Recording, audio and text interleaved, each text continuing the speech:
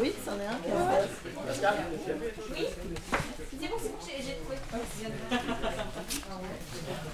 Donc bonsoir à toutes et à tous et bienvenue pour cette 7e Assemblée Générale. C'est vrai que c'est toujours un plaisir de vous voir aussi nombreux pour ce beau rendez-vous annuel.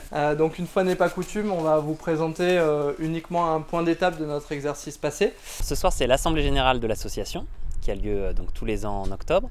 On a pour but de faire le bilan de l'année écoulée, l'année scolaire, de faire le point en toute transparence sur les activités environnementales, les activités sociales et préparer une feuille de route pour les 3 années qui viennent.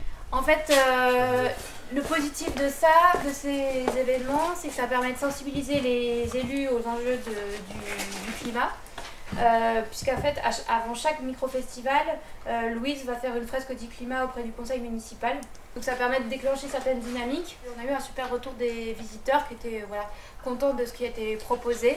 Ce soir, il y a du monde qui doit venir, au moins une vingtaine de personnes, beaucoup de personnes Covid excusées, donc des personnes motivées de toute façon qui seront là. Qu'on a besoin de tous les cerveaux pour se phosphorer, trouver des idées sur soit consolider l'activité, développer de nouvelles activités, continuer nos partenariats sur l'insertion et puis avoir in fine plus d'impact environnemental. Est-ce qu'on a une idée de la durée moyenne de séjour d'un produit à la ressourcerie ? On ne veut pas que ça soit que descendant, mais aussi participatif.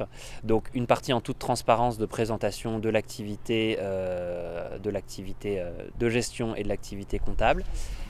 Ce qui est important, les dettes à long terme, il n'y en a plus. La part d'autofinancement, 86%, c'est bien.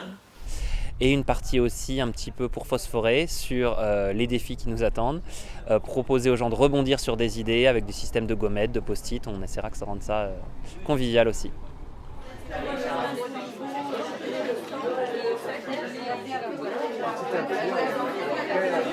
Alors les bilans positifs, avec plus de 200 tonnes d'objets qui ont transité par la ressourcerie et un pourcentage important qui a pu avoir une seconde vie, plus important que les années précédentes, donc ça c'est positif. L'ouverture d'une boutique en centre-ville, le déploiement de la ressourcerie itinérante sur les villes de l'agglo Pays d'Issoire, et puis toujours des projets qui sortent des cartons et côté social, des embauches qui ont été permises par l'activité.